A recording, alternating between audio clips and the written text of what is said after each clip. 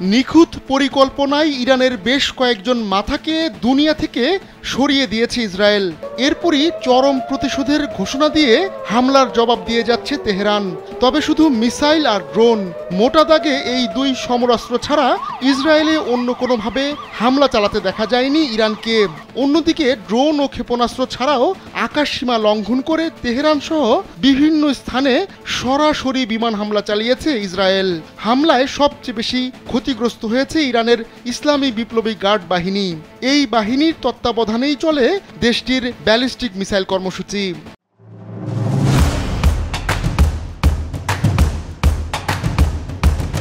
ইসরায়েলে হামলা চালাতে ইরানের সবচেয়ে বড় অস্ত্র এই ব্যালিস্টিক মিসাইল।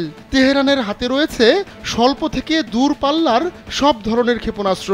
এর মধ্যে রয়েছে উত্তর কোরিয়ার সঙ্গে মিলে তৈরি করা গাদর ও খুররম শাহর। এগুলোর চেয়েও উন্নততর মিসাইল খাইবার শেকান। এই মিসাইল স্যাটেলাইট নিয়ন্ত্রিত। অবশ্য খাইবার শেকানের চেয়েও উন্নততর মিসাইল হচ্ছে ফাত্তা।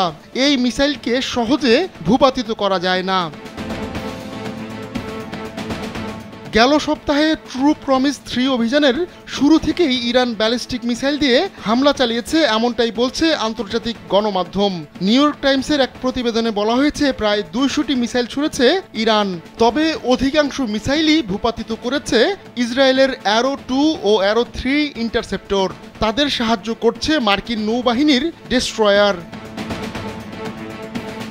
কিন্তু কয়েক দফায় চালানো ইরানের হামলা ঠেকাতে ঠেকাতে ক্লান্ত হয়ে গেছেন ইসরায়েলের প্রধানমন্ত্রী বেনিয়ামিন নেতানিয়াহু। কারণ ইন্টারসেপ্টর মিসাইলের জন্য লঞ্চারের সংখ্যা সীমিত। আবার যেসব মিসাইল ইসরায়েলের দিকে উড়ে আসছে সেগুলো ভূপাতিত করতে কোন ইন্টারসেপ্টরকে কাজে লাগাতে হবে সেটা বারবার ঠিক করে দিতে হয়। এতে কমান্ড অ্যান্ড কন্ট্রোল এবং রাডারের উপরও চাপ বেড়েছে। সেক্ষেত্রে নির্দিষ্ট কিছু টার্গেটকে অগ্রাধিকার দেওয়ার কারণেই কিছু কিছু ইরানি মিসাইল ইসরায়েলে আঘাত হানতে সক্ষম হয়েছে। আবার এমনও হতে পারে কিছু কিছু ইন্টারসেপ্টর চালুই করা হয়নি, কারণ শুরুতে মনে হয়েছিল ইরানি মিসাইলগুলো এমন জায়গায় গিয়ে পড়বে যেখানে কোনো অ্যাসিডই নেই, যদিও শেষ পর্যন্ত সেগুলো নির্দিষ্ট লক্ষ্যেই আঘাত হানে। এতে ইসরায়েলের ইন্টারসেপ্টর মিসাইলের ভান্ডার প্রায় ফুরিয়ে এসেছে।